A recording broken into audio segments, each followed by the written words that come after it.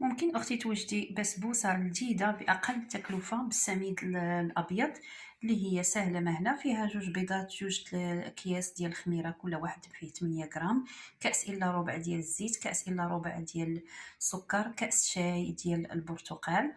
كنخلطوا السوائل ومن بعد وساشي ديال فاني وحكيكه ديال الحامض او الليمون. من بعد كنزيدوا ليها سميده، يعني طريقه اللي هي سهله جدا جدا، وكنصبوها هنايا.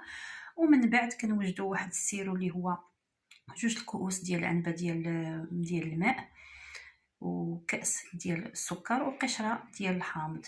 صافي من بعد ما كتوجد كنسقيوها وكنرشوها يعني باي حاجه بغيتو، يعني بالكوك او باللوز او البيستاش او بالكركاع مهرمش، وكتجي لذيذه جدا.